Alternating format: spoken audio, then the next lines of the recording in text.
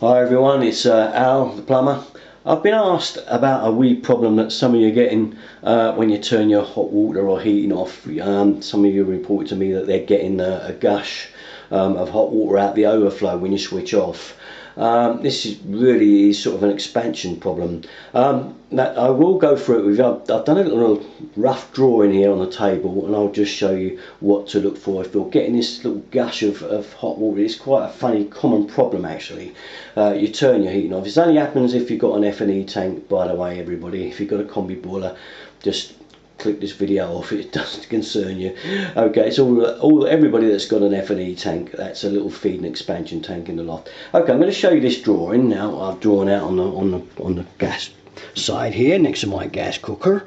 Okay, basically we've got a boiler here, and we've got the copper tank there, and we've got our F&E tank and main tank up here. Now I've done a rough schematic with the flow going up into an air separator, and our feed goes up into the tank, and our expansion goes up in the air separator across down through a pump.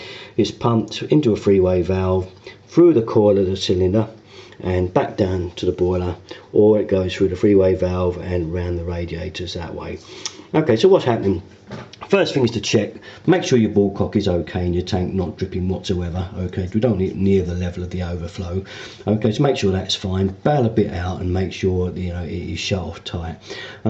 Once you're pretty sure of that, which pretty much it will be okay, otherwise it will be overflowing all the time. The other thing we've got to check then is obviously, I mean, you may have a pinhole that is very small in your hot water cylinder that does just push this level up near the overflow, so close to it that it only wants a tiny bit of expansion and it will go over, and that would be when the boiler switches off.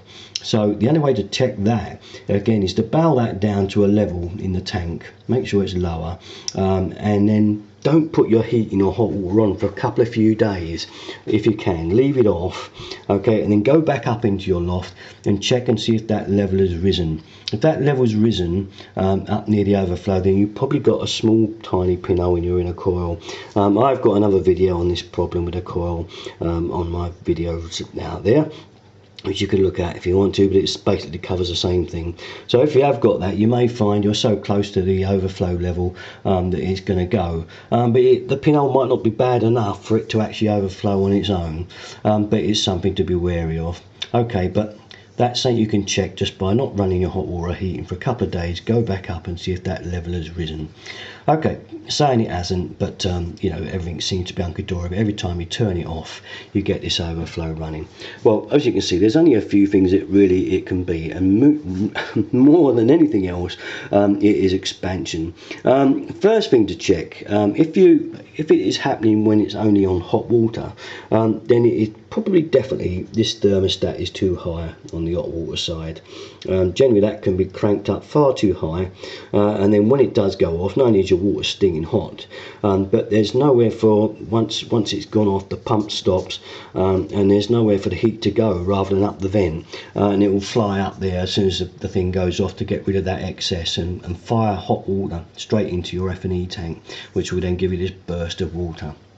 Same thing with the heating. I've known the heating stats to be up to some ridiculous setting, the room stats up on 25, 30, and again the same thing's going to happen. But more than anything, the one that most people miss actually is the boiler stat, and this is usually the culprit.